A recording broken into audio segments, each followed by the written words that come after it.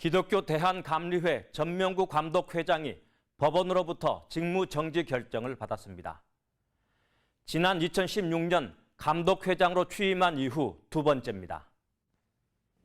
전명구 감독회장은 지난해 4월 직무정지 가처분 신청이 인용되면서 6개월 동안 직무가 정지됐습니다. 지난해 10월에는 법원이 전 감독회장이 낸 이의 신청을 받아들여 복귀했습니다. 직무정지 가처분 신청이 최근 다시 인용돼 전 감독의 직무가 두 번째로 정지됐습니다.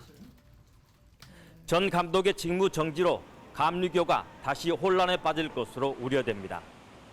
감리교단은 교단법에 따라 직무대행 선출 절차에 들어갈 것으로 보입니다. 전명구 감독회장 측에서 다시 이의 신청을 할 가능성이 있습니다.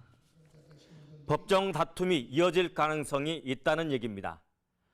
그 어느 절차 하나 빠른 기간에 무난하게 해결될 가능성은 높지 않습니다. 전 감독회장 재임 기간 4년 동안뿐만 아니라 지난 10년 동안 감리교 내의 다툼과 혼란은 계속됐습니다. 감리교의 악순환은 왜 반복될까?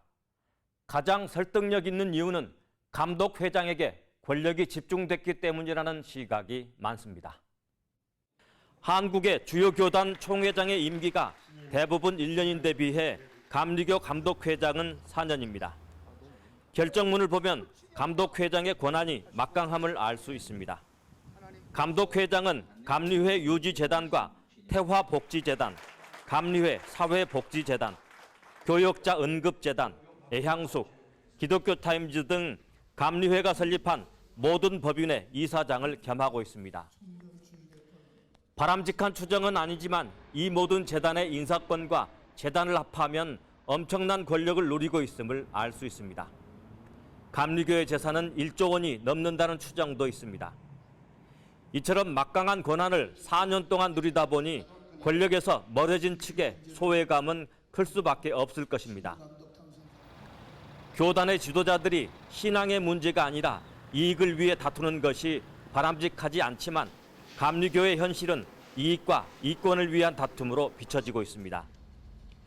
이권 다툼이 벌어진다면 이익을 공유하거나 나누는 것도 다툼을 줄일 수 있는 방법입니다.